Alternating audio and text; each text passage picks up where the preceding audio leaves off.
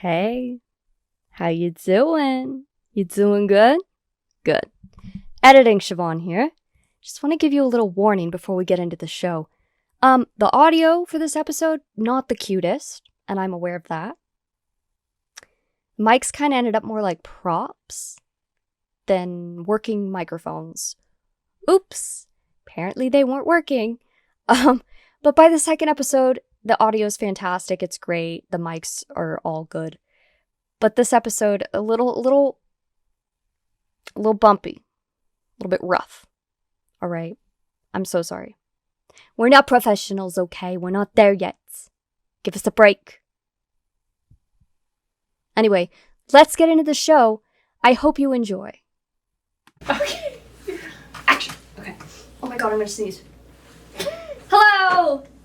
Stop, you're supposed to be reading. You just sneezed. I didn't sneeze, I said I'm going to sneeze. That's different. Okay. Action. Hey guys, and oh, do you think that was really loud? Okay.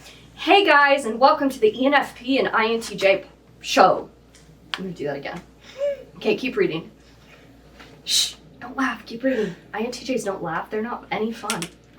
I'm the fun one. Look at me. What?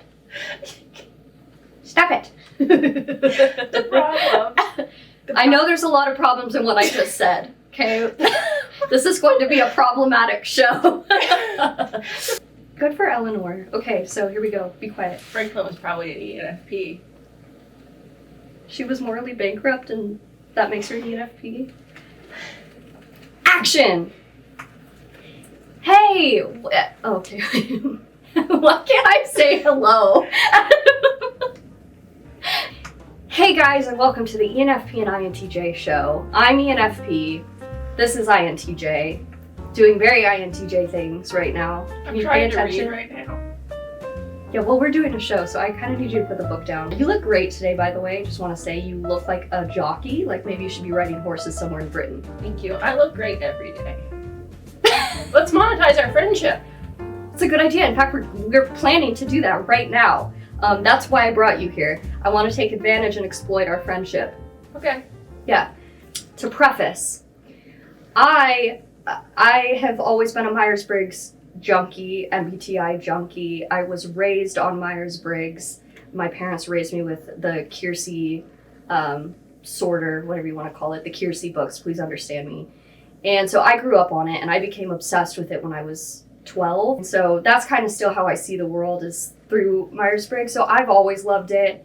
And then when I was 19, I went to San Francisco and I did the workshop and I got licensed as a practitioner with the Myers-Briggs Foundation. She had known about Myers-Briggs because at the time she told me she was an INFP, which we'll have to talk about sometime. That was wrong. Very, very hilarious. Point is, you kind of were aware of it, but then, of course, once we got closer, you started getting more into it. And at this point, she might know more than even I do. We're here to correct all of the misinformation that you've been given. That is the sole purpose of this podcast. Yes. It's not for fun. No This fun. is serious business. That is part of it. There is a lot of misinformation. We just think the INTJ and ENFP combination is really entertaining. We seem to entertain our friends and the people around us. So we kind of want to play on that with the show, and we'll probably do some like fun challenges together or games, or we'll share memes and react to things together. And then, yeah, the other part is kind of the more educational, because obviously I love Myers-Briggs and I know a lot about it. I'm obsessed with it. And she's gotten really into it as well. So we basically are always talking MBTI in the house. Like, we're just talking about it. I do want to do a disclaimer. Even though I am a licensed practitioner, it doesn't mean I speak for the Myers-Briggs Foundation at all. I don't represent them. That's not how it works. I will use some of the material I got from the workshop. I'm still going to refer to some of that. And I really like to use stuff from the Myers-Briggs Foundation because that's the source. But I don't represent them. She doesn't represent them. I represent myself, and some of the things I tell you will probably be a lie. I'll only tell the truth. I'm a very honest person. I can't speak for her, but I'm very honest. Before we kind of get into our next major segment here, kind of discuss people's attitudes towards Myers-Briggs before getting into it, because obviously for me, I would die for Myers-Briggs test. I love it. It makes the most sense to me. However, there are multiple personality systems, none of which are necessarily better than the others. But, I also like Enneagram, which is also another popular one. I like some of these other ones. And some are better used in certain environments than others, right? Myers-Briggs was not created as a diagnostic tool. It's not usually used by psychologists in the clinical field. It isn't supposed to be used like that. Whereas, there are other personality assessments that can work for that. So people tend to just try to discredit Myers-Briggs, like, oh, it's all BS because, psychologists don't use it. It was like, well, it's not really designed for that. People also don't tend to like it because, Enneagram is all based on your motivations. So no one knows you and what motivates you better than yourself. Right. But Myers-Briggs is normally observations of behaviors. Yeah, it's based on, which we're going to get into Carl Jung, but behavioral psychology. Yeah. So it's how other people might experience you. Yeah. And you don't get to experience yourself the way that other people experience you. So you can feel like there's a dissonance. Right. So a lot of people will take the test, or the Myers-Briggs Foundation wants people to call it an assessment because it's a little bit more accurate. But a lot of people take the assessment and they're like, oh, I'm this type. And a big part of Myers-Briggs that I stress, you shouldn't just go with what the assessment says and that's the gospel. That's what you are. You should go with what Chiavan says. Go with what I say. I'm the one that tells you what you are. No, but a big piece of it, probably even more important than, thinking of yourself, like figuring it out for yourself, is asking other people who know you well. Figuring out, what do other people in my life experience me as? How do I, because that is going to be a big piece of the Myers-Briggs personality types. With the Enneagram or some of these others, like Big Five and stuff, I've done strengths finders and things like that, that they kind of are more for your own self to decide or to discover because it's internal. It's your internal motivations or what have you. Whereas Myers-Briggs, again, is based a little bit more in behavioral psychology. So it's more how your personality is expressed to the outside world. So how do other people experience you? So it's personality in terms of how it's being expressed. And so a lot of people will be like, oh, the test said I'm an ISTJ, that's what I am. When in reality, they might be something completely different and they'll never know because they don't ask other people, they don't read up on the other types and discover, is this true? Which we can get more into. Yeah. And I guess the other thing to say is that personality is not identity. It's just, it's like a flavor or a color of a lens with which your identity is expressed through. Personality on its own is sort of like part of the architecture of the house being you. What I find is there's these sort of two extremes where annoyingly you see people that are like, and you see this especially with zodiacs, which I hate when people compare zodiac with something like Myers-Briggs. Your stars never change. True. What we have with Myers-Briggs right now is more measurable than what we have with the Zodiac. Yeah. And even what we have with like the Enneagram is, because the Enneagram is based on internal values and because Zodiac is based on stars in the sky that you might not even have the right stars that go with it. It's hard to properly and quantitatively measure. There's a reason they call it a pseudoscience, and I don't want to feel like I'm crapping on everyone who uses zodiacs. Like, they're fun, and maybe some people take it really seriously. I mean, whatever. Yeah, I would believe that the universe could possibly state something about it's possible. you. Yeah, so I'm not against it. I just don't think it's measurable enough to stake any claim on it. Right. But anyway, so what I was trying to get at is there are two extremes. You see the extreme of personality is my identity. I am a Libra. That explains all my behavior. I am an ENFP. That explains me. They identify with this thing.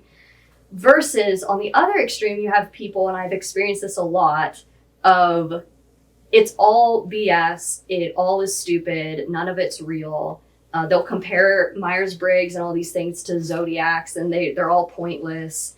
et cetera, et cetera. So you kind of have the two extremes. And I mean, obviously, like everything, the truth is in the middle somewhere. If you know about Myers-Briggs because you took a test online, forget what you think you know, because I want to kind of go from the beginning, explain what Myers-Briggs is, explain where it came from, explain what it really means, because, surprise, it's not really about the letters at all. Normally the letters you think are most important have very little to do with how people are experiencing you. Yeah. Yeah, like probably the most common thing, I'm going to skip ahead. If you are an ENFP, people might think you have no intellectual ability. Or if you're an INTJ, people might think that you're stoic and have no feelings. But the cognitive functions actually show how you engage with intellectual content or how you express emotions and feelings. And it doesn't mean that it's not there. It's not like you're either this or that. Yeah. It's just, it helps explain how you're experiencing the world and how the world is experiencing you. Well, on that note, we're going to have Professor Ducktree go ahead. We're going to have Professor Ducktree actually do a quick basics of Myers-Briggs, just to give a quick rundown as we start off the show, so we all are on the same page and understand some of the basic history of Myers-Briggs and kind of where it originated from, what the letters mean, what are the cognitive functions, all of that. So take it away, Professor Ducktree.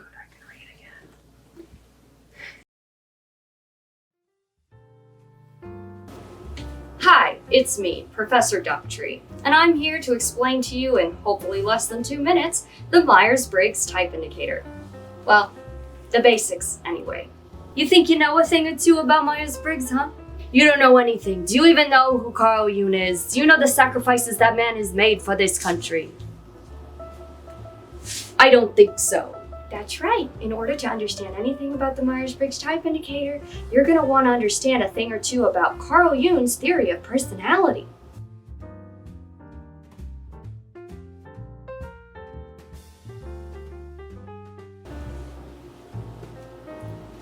The resemblance is uncanny. Now, you yourself might have heard the name Carl Jung before. That is because he was a very famous, well-known Swiss psychologist from the 1800s. If you want to understand the Myers-Briggs type indicator, you're probably going to want to go to the source, Carl Jung.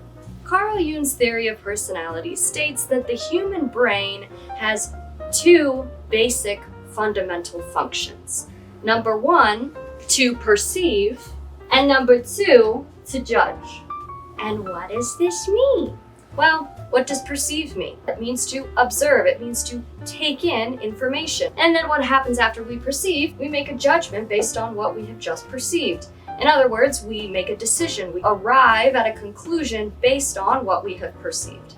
Carl Jung says that the two basic fundamental functions of the brain are perception and judgment. Now, Carl Jung's theory goes a step further, and it says, not only do we just perceive and judge, there seem to be two general ways in which we perceive the world, and there seem to be two general ways in which we make judgments. What are those two ways in which we perceive and two ways in which we judge? Well, the first way we perceive the world is through something called intuition. The second way in which we perceive the world is through sensing. Two general ways in which we make judgments are through thinking or through feeling. You might be wondering, what the heck do these mean? Now, sensing being one of the ways in which we perceive the world is quite simply to take in information through your five senses. Intuition, on the other hand, being another way in which we perceive the world, is a little bit more abstract and woo-woo, if you will. Carl Jung defined intuition as the function that mediates perceptions in an unconscious way and has the character of being given. Jung envisioned intuition as working more passively, with little need for conscious effort. Rather than being deliberately formulated, intuitions are like a gift from the unconscious. Now, moving over to judgments, what is thinking and feeling? Well, using thinking to make judgments is to say you're using your logic in order to come to conclusions or make a decision about something.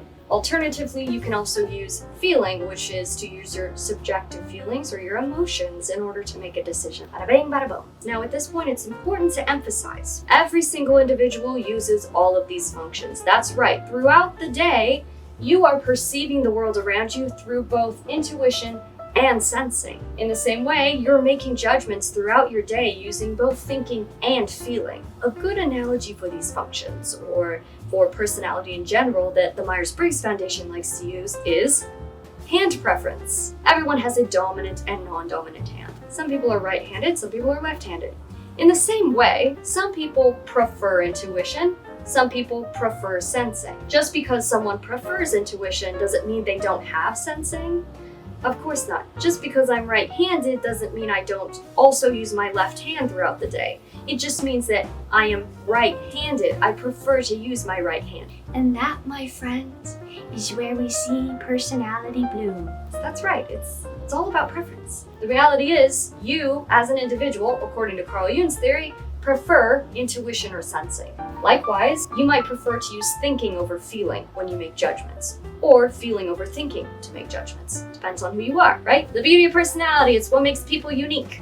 Okay, now we can start introducing Carl Jung's original 8 personality types. We have our perceiving functions here, sensing and intuition. Now you might be wondering, why am I using an N for intuition if intuition starts with an I? Well, you'll see why in just a second. And then we have our 2 judging functions, which are thinking and feeling. Now this is where the concept of introversion and extroversion gets introduced. Yay! Everyone's favorite part for some reason. So we have our perceiving functions and we have our judging functions. According to Carl Jung's theory of personality, he noticed tend to orient our internal attitudes and energies differently towards each of these functions. Now, what the heck do I mean by that? Well, let's look at perceiving first. Let's say someone prefers sensing, and then in their judging function, they prefer thinking. All right, so this person perceives the world generally through sensing, and then they largely make judgments using logic or thinking. Now, Carl Jung observes something else. This person is either going to extrovert their sensing or introvert their sensing. So let's say that this person introverts their sensing. Carl Jung signified that as SI. Hint, this is why we use N for intuition, because we use I for introverted. Hopefully that makes sense. If this person introverts their sensing, automatically their judging function, thinking, is going to be extroverted. That's going to be signified as capital T with a little e. So what does this mean? This person perceives the world by introverting their sensing. They make judgments by extroverting their thinking. Stay tuned for the next podcast episode, where we're going to talk more in depth about each of these functions, like what does introverted sensing mean? And what does extroverted thinking mean? We're going to explain those ideas more in detail, but right now, we're just learning the basics, okay? So again, let's say that they extrovert their sensing. That means they're going to introvert their thinking. It's always going to be the opposite, because it creates balance. It's the yin and the yang. Bada bing, bada boom. With that said, Carl Jung's theory of personality says there are 8 combinations. You can either introvert or extrovert sensing, introvert or extrovert intuition, introvert or extrovert thinking, and introvert or extrovert feeling. In total, that makes 8 personalities. Pretty cool stuff, right? Well, that's what Isabel Briggs Myers and her mother, Catherine Briggs, thought too. But the only problem was, see, back then, this stuff wasn't very easily accessible, let alone very easily understood by laymen like us. Carl Jung's theory of personality back then was written in one of his published books, and most laymen, average people that weren't psychologists themselves, they couldn't understand it. So there was Isabel Briggs Myers and her mother, Catherine Briggs. They're like, this is really amazing stuff. What if we could make this easier to understand and more accessible to people like us? Because the Myers-Briggs duo weren't professionals, they were just average people, but they had a real passion and love for psychology and for Carl Jung's theory, and they wanted to make it accessible for the people. Everyone deserves to know this theory of personality and be able to use it in their lives to better themselves and the relationships around them. So by the time we get to the 1940s, we have our very first Myers-Briggs type indicator. Isabel and Catherine tried to really keep as much of Carl Jung's theory as possible, but kind of shifted in a way that could be a little bit easier to comprehend and use for the average Joe. That's me and you. So how did they do this? Well, it goes a little something like this. Myers-Briggs said that we have our perceiving functions, that's intuition and sensing, right? We've gone over this, you're an expert now. And we have our judging functions, thinking and feeling. Fun! We also have introversion and extroversion. Easy as pie. And then they added one more dichotomy, judging and perceiving. It's important to note that the cognitive functions that we mentioned before, extroverted sensing, introverted sensing, etc., still very much matter. In fact, I would say that really still is the basis of these personality types. So don't get too hung up on each of these individual letters. Am I introverted or extroverted? Remember, it's more important to know which of these two, perceiving or judging, do you use more, and how do you orient those energies? Are you introverting or extroverting your perception, or are you introverting or extroverting your judging? Again, next episode, we're gonna go into this in much more detail, so come back next time. 4 letters in each type, 8 letters in total. That's why in the Myers-Briggs type indicator, you have 16 different personalities. Now, very quickly, let me get out my certification program book and explain what each of these dichotomies mean in the lens of the Myers-Briggs type indicator. Starting with introversion and extroversion, this is all about how you direct and receive energy. People who prefer extroversion tend to be drawn to the outside world. They learn best through doing or discussing, have broad interests, they tend to be sociable and expressive, and they readily take initiative in work and relationships. Introverted people, on the other hand, or people who prefer introversion, tend to be drawn to their inner world, learn best by reflection, focus in depth on a few interests, tend to be private and contained, and they take initiative selectively when the situation or issue is very important to them. Moving on to the next dichotomy, our perceiving functions, sensing and intuition are how you take in information, as we discussed earlier. People who prefer sensing tend to be oriented to present realities, factual and concrete, observe and remember specifics, understand ideas and theories through practical applications, and they tend to trust experience. People who prefer intuition tend to be oriented to future possibilities, imaginative and verbally creative, focus on the patterns and meanings in data, follow hunches, and they tend to trust inspiration. Moving on to our judging functions, thinking and feeling are how you make decisions and come to conclusions. People who prefer thinking over feeling tend to be more analytical, solve problems with logic, can be tough-minded, and they're fair by wanting everyone to be treated equally. On the other hand, people who prefer feeling over thinking tend to be empathetic, they're guided by personal and social values, they assess impacts of decisions on people, strive for understanding, harmony, and positive interactions, and they're fair by wanting everyone to be treated as an individual. Lastly, we get to the J and the P on the end, which the Myers-Briggs duo added on top of Carl Jung's theory. This dichotomy refers to how you approach the outside world. This is going to be the way in which the outside world experiences you, because this function here is going to tell you which part of your personality is extroverted. For example, if someone has a J on the end of their personality, this is going to say that their judging function is going to be extroverted. People who prefer judging over perceiving tend to be more scheduled, organize their lives, they make short and long-term plans, they like to have things decided, and they try to avoid last-minute stress. On the other hand, people who prefer perceiving tend to be more spontaneous, flexible, they like things loose and open to change, and they find last-minute pressures energizing. Right, so it might look a little bit different than what we saw before with Carl Jung's theory, but it's still Carl Jung's theory at the end of the day. The functions on the end here are going to tell you whether you extrovert your perceiving function or your judging function. So the moral of the story is the part of the Myers-Briggs personality that really matters is the perceiving and judging functions. It's the two letters right in the middle of your personality that really matter. People get so hung up on introverted or extroverted when really it's which part of the personality are you introverting or extroverting. Join me next time, Professor Ducktree, for our next episode where maybe I'll explain something else.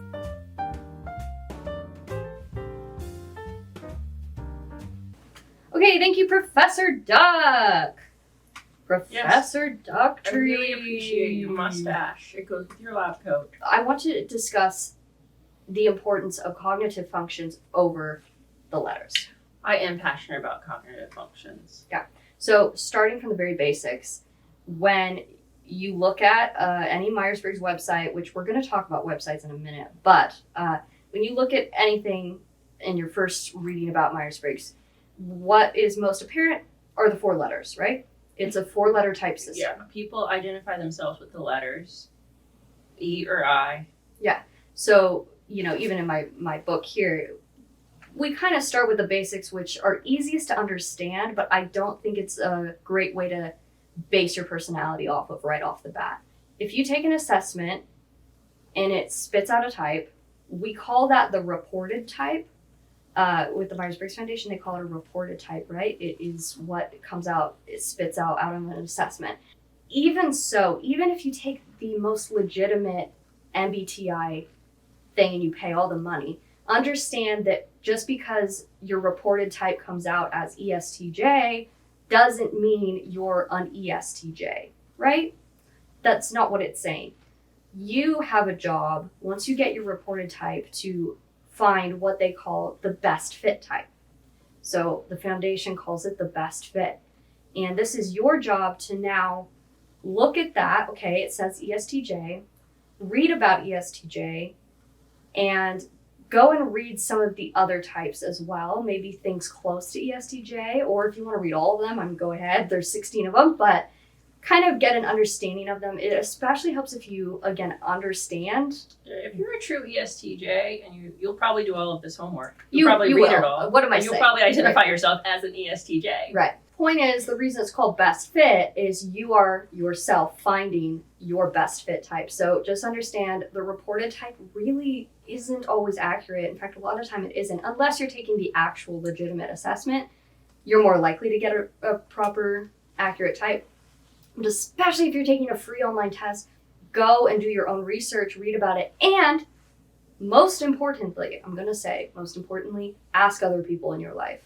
Yeah. And I think probably the biggest argument that I've heard kind of back in, I'm sure you have because we do this a lot together, is, someone asks and you're like, oh, I experience you as an ENTP.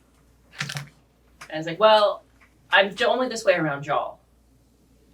Yeah, so that's something that really annoys me, and now it annoys her too. Well, and I think we've had this conversation because I've asked you, I'm not very outgoing in life. Yeah. But in my day job, I have to be extremely outgoing. Yeah. And I have to interact a ton with the world around me. Right. Which is a bummer for me. Don't worry.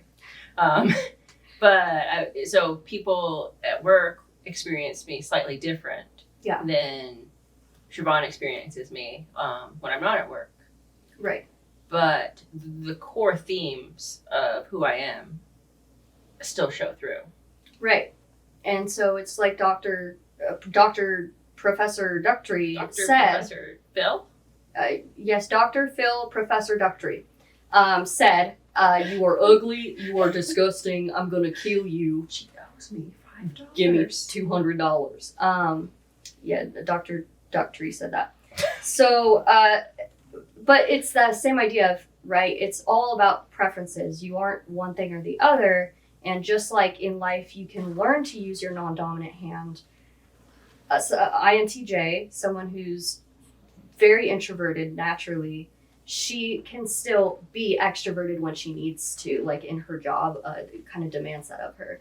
It's hard to hide your non-dominant function. Mm-hmm. So even if you have to rely on like the second function in your stack, so ENFP, your second function is introverted feeling. Mm-hmm. If you have to rely on that, access that so you can empathize with someone or something like that, it's very hard for you to smother the extroverted intuition. Yeah. So we still experience that even though you're leaning more heavily with your second function. And again, this is especially based on people that I've known them for a while. Like, I see them. It's not like, oh, I met this person one time and they must be this. Although it's still pretty easy to tell because, again, Myers-Briggs is based on behavioral psychology. So you can usually tell by observing someone pretty quickly. It's a little different with the Enneagram and stuff like that because it's a little more personal to the person and it doesn't always show. But yeah, so anyway, back to the note of the letters. You know, we just heard Alisha just talking about the stack, which we can get a little bit more into detail over the course of the next few episodes about that because that. Wait, there's more than one episode? I didn't agree to this. I don't know. We'll find out. Maybe next time it'll just be me and this microphone and all my clowns. There'll just be more and more clowns taking over. But cognitive functions, I listed some of them. Yeah, There's because more. people think it's E or I or whatever, and E, it's not E and I, and then S and N, and then F and T. It's not separated like that. They all work together because under the surface, it's about the cognitive functions. So how is your energy, extroversion and introversion, playing off of your perception and judgment, and which one is becoming more dominant, and also which one is kind of more extroverted? So there's these layers of it. And when it comes to the function stack, what she just said, which again, we will all explain that later, but everyone is led by a dominant function. So just to give a little taste, I am driven by extroverted intuition, or NE. Alicia's driven by introverted intuition, NI. But that's a big portion I just wanted to address before we go into the next segment is we will explain more about cognitive functions and what exactly they look like, what they mean, why they're so important. But just know the letters themselves can't really be separated. That's why also, when you look at an introverted type like INTJ and you compare them to an ISFJ, ISFJs tend to come across more extroverted, if you will, or definitely more talkative and social than an INTJ would. Does this mean that the ISFJ is not introverted? No. There's a reason it's also the reason INTJ is very different from INFJ or INTP. It's true. I think it's one letter difference really makes a difference because you're not just changing a letter, you are now changing the functions, the way your brain functions and processes life. And so that expresses completely different. But either next episode or in the next few episodes, we'll kind of go more into depth with cognitive functions, but just understand that's really the core of it. If you really want to understand your type and other people's types, you really need to kind of get a grasp on the cognitive functions. I would say, like, if you just want to go based like introvert and extrovert and ignore everything else we just said, then you would have NI as your most introverted and SE as your most extroverted. Yeah. Probably an ESTP is your most extroverted. ESTP? Yeah. Yeah, ESTP, ESFJ, they're going to be some of the more extroverted on the spectrum, if you will. Whereas like ENFPs tend to be kind of more towards the introverted scale. And again, this all has to do with not just, the letter combination, it's the cognitive function combination underneath that kind of defines how do they use their perception and their judgment and how does it interact, what's extroverted in that stack. And that's going to work together differently for each type. Yeah. I think INFJ is probably the most like INTJ is a close second, but intellectual information normally stems from the outside world, so you have to interact with it to a certain extent. Yeah. extroverted and introverted does not really have much to do about sociability. And like the confusing thing is it the big five that like one of them is extroversion, and it's not talking about extroversion in the Myers-Briggs context. It's much more about that sociability. Yeah. And so people will think, well, I like to spend time alone, so obviously I'm introverted. And first of all, I mean, like we just said, it's not one or the other. You have both. And guess what? If you like to spend time alone, you're a human being. Or my cat. Or a cat, you know. But every human, every creature needs alone time. Yeah, I think there was a really big joke when everyone had to go into quarantine. Yeah. That they were like, oh, the introverts finally, are gonna write. But it's like actually everybody needs a certain amount of social interact. Like everyone needs to be known and loved and appreciated on some level, and that comes through social interaction. Right, you have to utilize both and to some degree. Everybody needs to be in line with their core values. Yeah. And that comes through being in solitude. Right. So when we talk about extroverted and introverted, that is one aspect of like people get very extreme about it. And first of all, it's really not much about how social or not you are. That's really not what Carl Jung was getting at. Look at it as extroversion, introversion means something, and imagine social, like being social or not, is like one of the bullet points of many on a list underneath the two. Mm-hmm. As Carl Jung said, I think I have it here, he kind of explains it being as extroversion is a tendency to move your energy towards the outer world. You're interested in like experiences. Social is a part of it, right? Because in order to be social, you have to use extroversion. So anytime you as an individual are being social, you're being extroverted. You're having to use your extroversion. Anytime you are, which everyone does this when you're alone and you're in your inner world, you're contemplating things, you're using your introversion. Okay, so moving on. Let's also quickly talk about another common thing people know about, which are the websites. The most common websites. They suck. That you can find. I was lying. Some of them suck. Some of them do suck, and we're going to talk about that. Let me just say right off the bat, if you've heard of Myers-Briggs or you've looked it up online, you probably know about 16personalities.com. You probably do. Now, I don't want to be rude, okay? I don't mind being rude. It's not actual Myers-Briggs. It's a lie.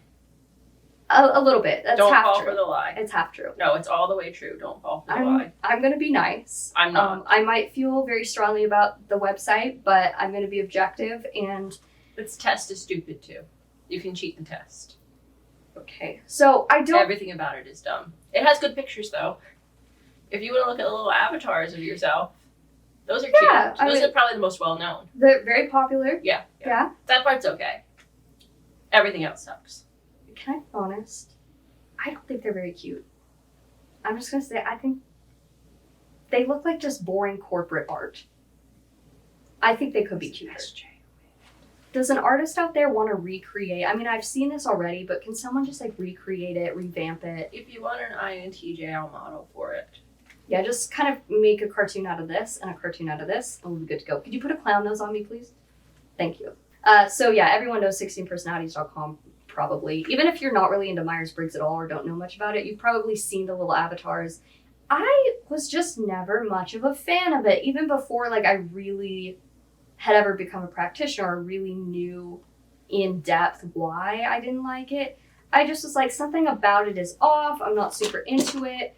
I do want to say, if you like 16personalities.com, good for you. You can do whatever you want. In preparation, I did look into it this time.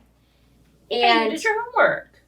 I did my homework. My personal reasons why I don't like 16 personalities and wouldn't recommend it to people wanting to know about Myers-Briggs is, number one, it really isn't the Myers-Briggs type indicator at all.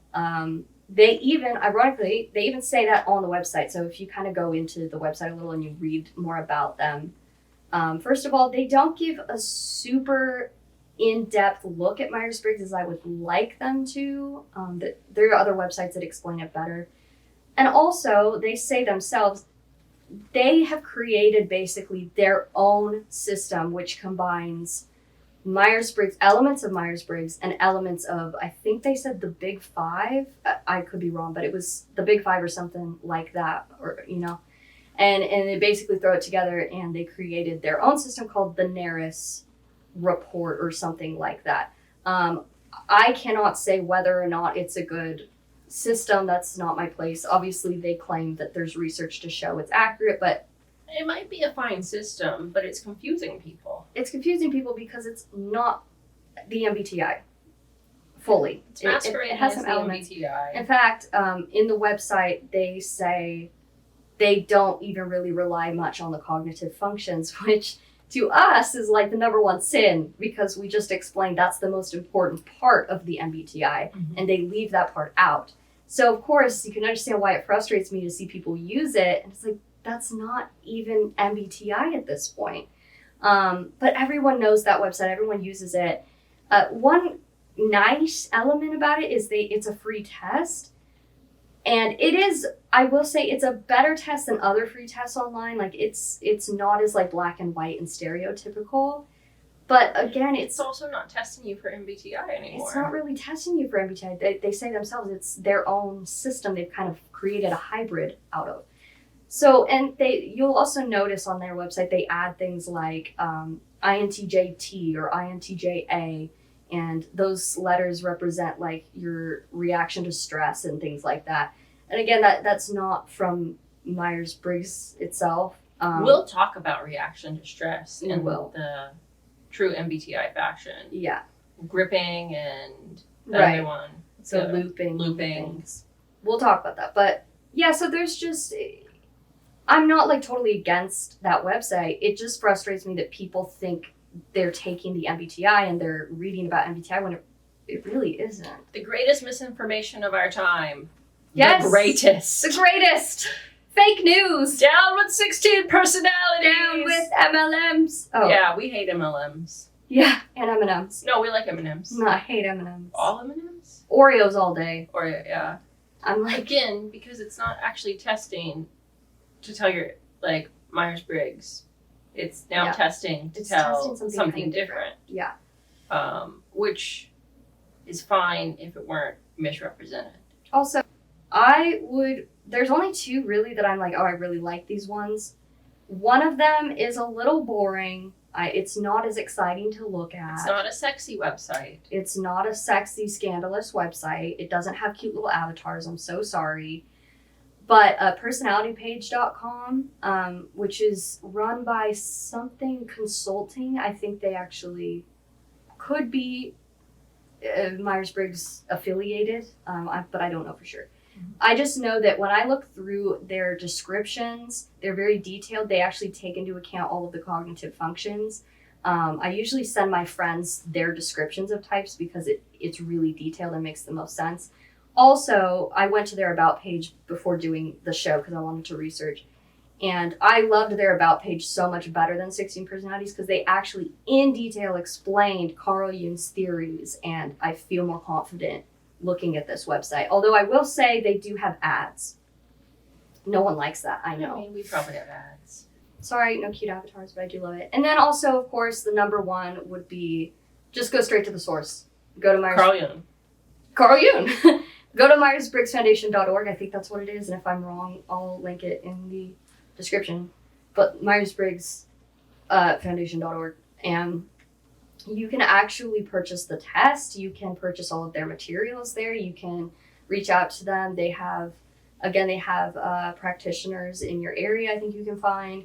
And they have all of the descriptions of the types there. So, like, why wouldn't you go to the Myers-Briggs Foundation?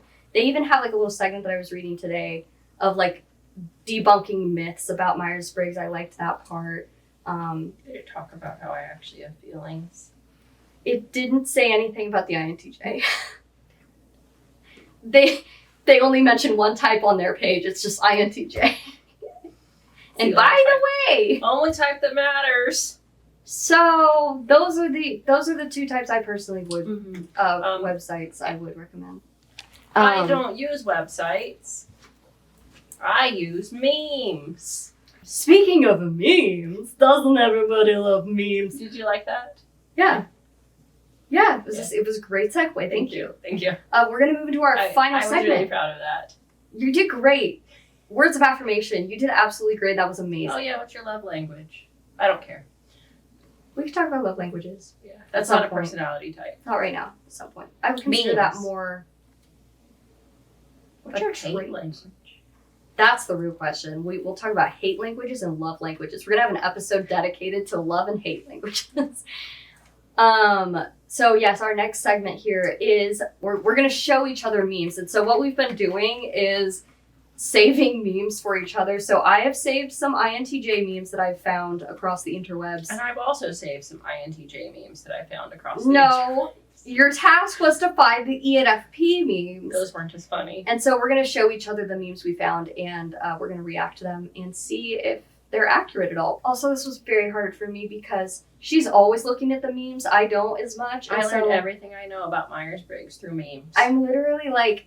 And that one girl on YouTube. I was so nervous to find anything because how am I supposed to find anything she hasn't already found? All right. This is an ENFP meme. And I'll go ahead and we'll save these and put them up each one. I want to be mysterious so bad, but I cannot ever show. This is true. Although I will say, I feel like this is very true between me and you and like people I'm really close to. But this would be more accurate with other types. Like I can think of other types where I'm like ESFPs. Oh. There are certain types that are just an open face sandwich to everyone. So I would say there's a lot I can keep hidden, but for the most part, yeah, I would not consider myself a mysterious person. It's just like what this gave me energy of was remember when we were trying to shoot for the banner and you tried to be cool. I was trying to be cool. Insert photo here. That was me trying to be cool. And it was just so weird. We'll start with this one. Okay. I forgot to screenshot it, but that's okay. I'll screenshot it when you're done. It's funny, but Chiavan never talks to strangers when we go out. I was thinking about it. I'm like, yeah, I don't know if this is... We were at Spirit one time, the Halloween store, and Chiavan was looking for a new wig, and I asked the store associate, who gets paid to help us, if they had the wig we were looking for, and Chiavan got embarrassed and walked away. I did. I just want to say, though, that most ENFPs I know don't really have a problem with social interactions. In fact, I know some ENFPs that are very social. I think which we'll probably talk more about this, or I'll do my own video on it, which is I'm actually really intrigued by, is autism and personality, as well as like other mental disorders, if you will, or differences that can impact personality. Because again, a lot of ENFPs I know are very social, but I'm not. So a lot of the time, a lot of my life I thought I'm introverted, but I realize I am ENFP, but I'm just not a social person, probably because of my autism. So that changes it. So that's kind of an interesting topic that I'll want to talk more about sometime. Okay. You've seen this one before, but I still always think it's funny when I see it. Yeah. One afternoon. No, it's true. Yeah. I was just reading, which we'll talk more about the grip experience. But even in my book here, we'll talk about it maybe next time, the grip experience, which is basically like when you're under stress. ENFPs and ENTPs will often like go into a depression and it feels like the end of the world. And I am so dramatic. I break down really easily, and when I break down, it's like, it's the end of the world. She and my cat are very similar in that way. Yeah, it's like, if I'm depressed, I'm like, this is the end. There's no hope. Oh, I love this one. All right. Okay, so I'm going to screenshot it. Screenshot. You've probably seen this one, too. I just love that. You can be totally insulted, and you'll find the one good thing. Like, yeah. You think I'm smart? I think that's also an ENTJ can do that. I think really any NT. Probably. Even ENTPs. Because especially INTJs and ENTPs in particular, they'll stir up stuff. I will cause trouble. Even if you like insult me to my face, I probably like, oh wow, they were probably really angry. So it actually has to be like a moment of connection where you tell me something, not like I'm a loser, but you tell me like that you were hurt. And then I'm like, oh no, I failed. Yeah. It would have to really get at like your character or your Yeah. morals, because that's a really strong part of who you are. Yeah. So for it to hit you at your values, then it would matter. But for someone to just like, oh, you're ugly, like, okay. You know, that really wouldn't affect I you. might be ugly, but I'm the prettiest person in the room. Yeah, like you have confidence that could kill a man. Confidence And carries it you. has killed a man. It has killed All someone. right. Yeah, actually, I have a funny story. When I was in grade school and kindergarten, my parents always bring this up. I would come home every day and say the number of new friends I had. Every day there was a new number. I made 5 new friends today. And then the next day, I made 6 new friends today. Like every day I see. And my definition of a friend back then was very loose when I was a little girl. Like if someone smiled at me, we were friends. And honestly, that's still true. I consider everyone I know to basically be a friend. Yeah. So this one is very NI, reminiscent of NI to me. Okay. You've probably seen this, I know. It's impossible at this point. Okay, yeah. I have seen this. But it's true. I have like the I told you so complex. Yeah. Where I can probably always tell you I told you so. And I'm frustrated because the bad thing happened. And I was right and nobody listened. So it's like, well, it's kind of like, I don't want to say a specific example that was recent, that was really tragic and horrible, but let's just say something really tragic happened. You had a feeling that something really bad had happened. Oh, that one was. I thought And we were when going for a more lighthearted, like when No. our friend asked us if they should date this person, and I said no. Well, in this case, it was one of those things where it's like, oh, this hurts really bad, but I was right. Yeah. And so it is like, oh, that's cool. My and I was right again, but wow, this is really sad, you know? Okay, I feel kind of weird for this one. I technically made this one, but I will say we had already looked at this meme. Actually, I don't even know if it was a meme. It was like a screenshot from an anime, and I was like, oh, this is so us. So I actually had to make it into. She memed it. I had to meme it. I'll have to post that. Oh, yeah. I remember. I have to post You that. showed me this once on already. Instagram. Yeah. But I just officially made it INTJ and ENFP. I just looked at that for the first time and I was like, that is us. That is us. Yep. Everything. Even down to I was going to say costumes. Those are outfits. The outfits. Today you've been calling everything costumes. Like you're It's just like we're not in cosplaying real in life anymore. life is a play. Yeah. Chiavan told me that apparently you have to tell people to like and subscribe, otherwise they forget. Yeah, it's hilarious. We were talking about YouTube. And I was saying, like, I pretty much like every video I watch. And she says she's maybe liked 3 videos in her entire life. Yeah, they've all had a purpose. I like every video. I am the reason YouTubers will remind you to like and subscribe. I'm the reason. Because once I'm like, oh yeah, of course, sure. Because I just want to support them. I'm like, yeah, I'll like your video, I'll subscribe, I'll turn on the notifications, I'll do all of I it. follow 8 to 10 people on YouTube. I'm subscribed to 8 to 10 channels. My count goes up every day. I'm well over like 200 probably. Yeah, so. I'm subscribed to like every channel known to man. But I do believe in the metrics about the algorithm, so. If I like a video and I think people should see it, I like it. You're supposed to like it. You're supposed to subscribe. So and if- you're supposed to comment something If you smart. like this, Don't be stupid. if we entertain you, if you learn something, if you want to see more, comment please and tell us if there's anything specifically you want us to talk about. Or what you think your type is, and we'll tell you why you're wrong. So anyway, thank you so much for watching. Like, subscribe for more. Tell us what you think, what you want us to talk about. If you have any ideas. I want to, because probably me being ENFP, I really want to do like challenges and games. And so like we've talked about doing a fun segment where we shop for each other. Like ENFP shops for INTJ, like for clothing, or we dress each other.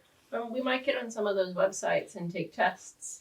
Find out what the websites Yes, we are. ENFP and INTJ, we take some of those free on them. Maybe we'll do the 16 personalities test, even though we hate it, we could do it and see if it's accurate. Let us know if you want to see that. Or we're going to do it anyway, but let us know. But if you have any other ideas of like fun segments, you're like, oh, I want to see you guys do this or whatever, let us know. We would like to hear. Yes. Let me know your favorite clown. That's not necessary. All right. Hey guys, have a great rest of your day or evening or wherever you are around We the have world. nothing against someone named Joe. I do. Let us know where you're from. I would take this jacket off too, but I'm not wearing any pants. Oh my god, it's actually dripping. It's wet. Ew. Sorry, I'm going through menopause. Oh, did you guys notice my teddy bears? Mine. Watch the Hannah Montana movie. You're gonna love it. We're going to take a strong stance against bananas and 50 Shades of Grey.